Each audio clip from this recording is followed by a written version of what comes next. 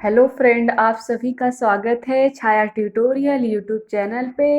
आपको पॉलिटी का क्लास 7 पढ़ा दिया गया है, जिसमें पार्ट 2 था पढ़ाया गया था, जिसमें आपको पढ़ाया गया था भाग के बारे में। आज आपका पार्ट 3 पढ़ाया जाएगा, जिसमें आपको पढ़ाया जाएगा मूल अधिकार, फंडामेंटल राइट्स क्या होता है, और उससे रिलेटेड जानकारियाँ आपको दी जाएगी।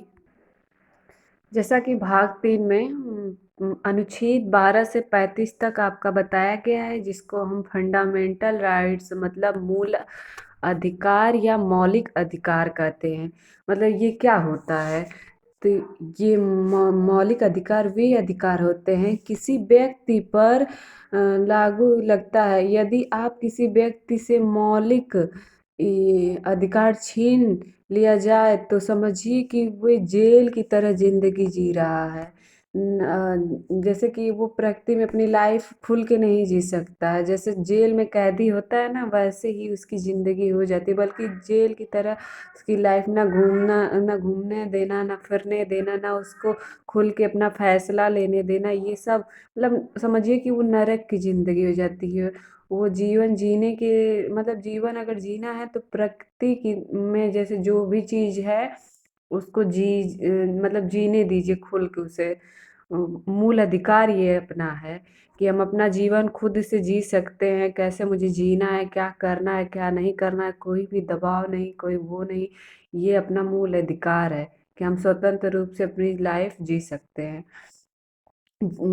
जिसे ना कि पब्लिक छीन सकती है, ना ही गवर्नमेंट छीन सकती है हमारे मौलिक अधिकार को।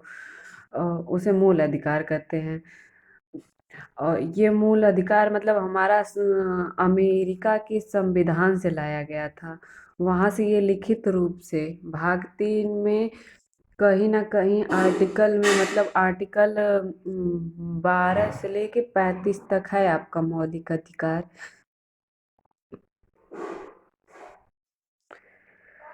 लिखित रूप से जो अमेरिका से लाया गया था ये संविधान, कहीं ना कहीं आर्टिकल में इसकी जगह देंगे, जो कि 12 से 35 में, जो कि ये हमें अधिकार जिसको फ्रांसीस भाषा में मैग्ना कार्टा या नैसर्गिक कहते हैं, जिसका प्रयोग ब्रिटेन में हुआ था।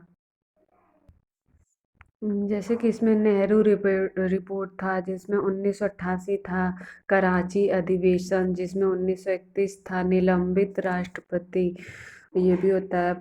और प्रतिबंध संसद, पांचवा रक्षक, जिसमें सुप्रीम कोर्ट, हाई कोर्ट।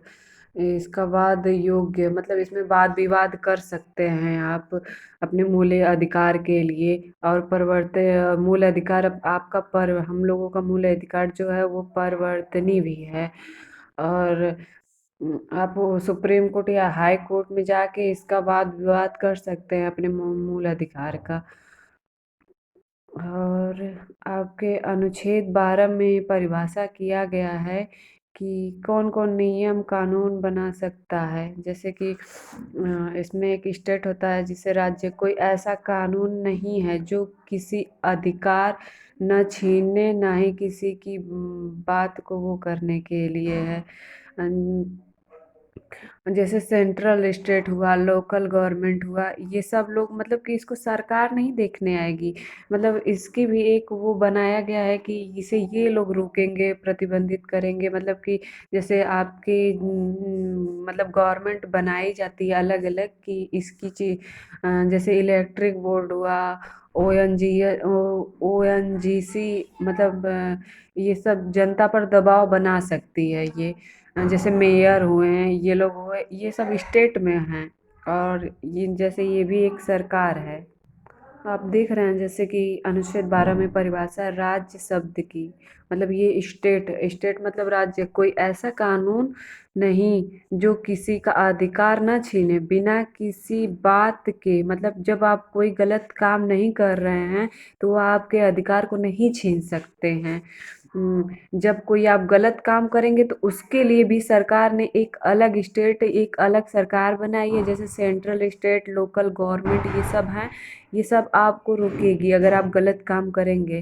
तो अनुच्छेद 12 के अंतर्गत राज्य में शामिल है, जैसे संघ की राज्य, संघ की संसद, राज्य की सरकार, राज्य के विधानमंडल, स्थानीय प्राधिकारी जैसे नगर पालिका, जिला, मंडल पंचायत, ये सब ये बनाया गया है। अन्य प्राधिकारी जैसे राजस्थान विद्युत बोर्ड, इसी को इलेक्ट्रिक बोर्ड, ONGC, सहकारी समिति आदि, ये सब बनाए गए, मेयर, ये सब बनाए गए हैं आप लोगों को।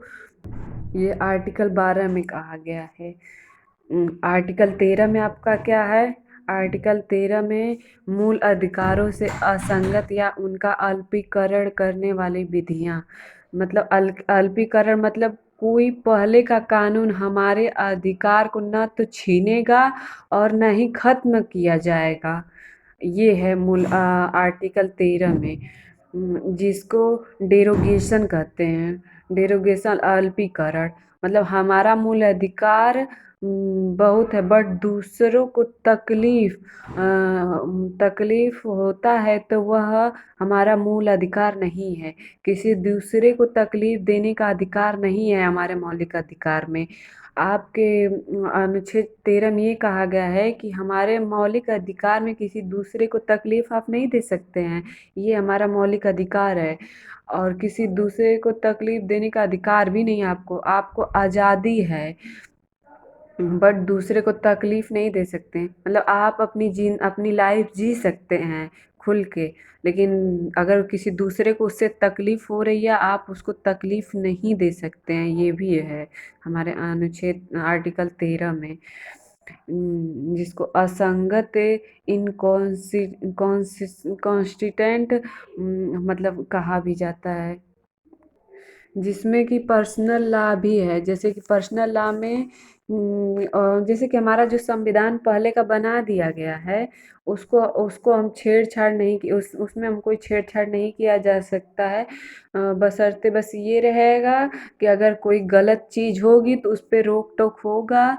और उसका जैसे कि हमारा तलाक का ही ले लीजिए, इसमें जैसे कि तलाक ख़त्म कर दिया जाएगा। सभी लोग जानते होंगे कि तलाक 3 तलाक ख़त्म हो गया है।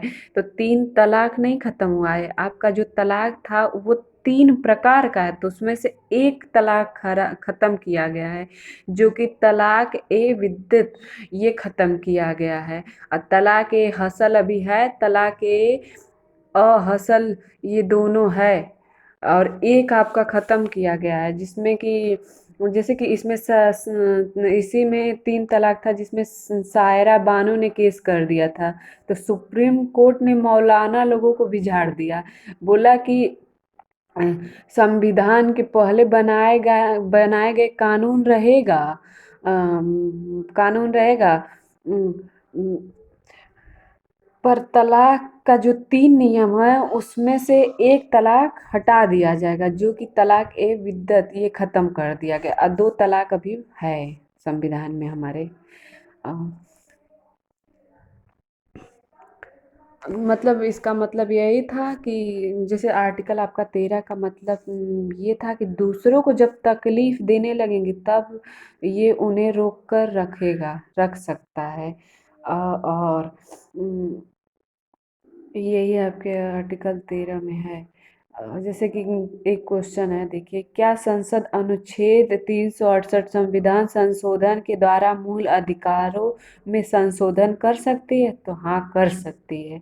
और क्वेश्चन आपका दूसरा है, संविधान की व्याख्या के लिए कम से कम कितने न्यायाधीश होते हैं या होने की चाहिए? तो कम से कम 5 होने चाहिए। ये देखिए, पहला 1951 में शंकरी प्रसाद बनाम भारत संघ के मामले में यह प्रश्न उठाया गया कि संसद में मूल अधिकारों को संशोधित कर सकती है या नहीं। इस मामले में न्यायालय ने निर्णय दिया था कि अनुच्छेद 368 में विहित प्रक्रिया के अनुसार संविधान का संशोधन विधि के अंतर्गत नहीं आता, इसलिए संसद संविधान में संशोधन कर सकती है।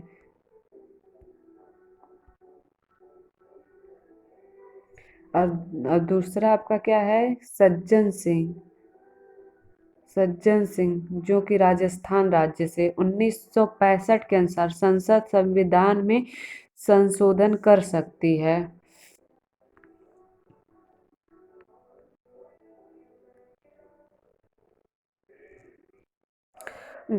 और ये आपके तीसरे गोलकनाथ बनाम, जो कि पंजाब राज्य से 1967। ये संसद संविधान में संशोधन नहीं कर सकती। इसमें 11 न्यायाधीश इसकी सुनवाई कर रहे थे। न्यायालय का यह निर्णय 6:5 की बहुमत से दिया गया। 6:5 के 6:5 6:5 के बहुमत से दिया गया।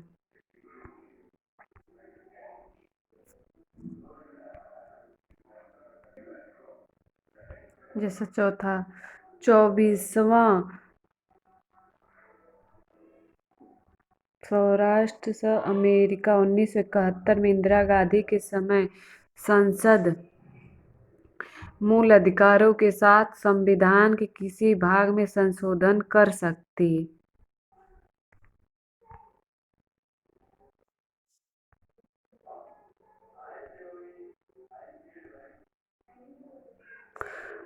पांचवा, केशवानंद भारती बनाम केरल 1973 में 13 न्यायाधीश सबसे ज्यादा इसकी सुनवाई कर रहे थे। न्यायालय का यह निर्णय 7:6 के बहुमत से दिया गया। संसद मूल अधिकारों में संशोधन कर सकती, पर इसके मूलभूत ढांचों में नहीं। छठवां आपका क्या है?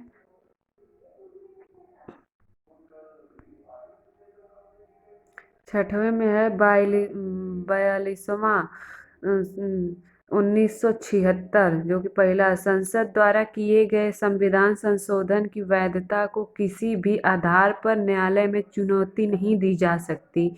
और दूसरा आपका क्या है कि संसद की संविधान संशोधन पर कोई परिसीमा नहीं होगा। सातवें में क्या है? मिन मिनवार मिल वर्सेस भारत संघ 1980, जो कि 5 न्यायाधीशों ने सुनवाई की। इसमें निर्णय लिया गया कि संविधान में संशोधन कर के की जाने वाली उक्त व्यवस्था असंवैधानिक है तथा संसद संविधान संशोधन के माध्यम से संविधान के मूल ढांचे में कोई परिवर्तन नहीं कर सकती। तो फ्रेंड, आप देख रहे हैं कि आपका भाग 3 में अनुच्छेद 12 और 13 पढ़ा दिया गया। और अनुच्छेद कल आपका पढ़ाया जाएगा अनुच्छेद 14 से 18 तक, जिसमें समानता का अधिकार है। ये भी आपके मूल अधिकार के ही अंतर्गत है। आपके मूल अधिकार में बताया गया है कि अनुच्छेद 12 से 35 तक है, जिसमें कि आपका 12, 13 पढ़ाया गया है। कल से आपका 14 से 18 पढ़ाया जाएगा। ठीक है, thank you friend, thank you.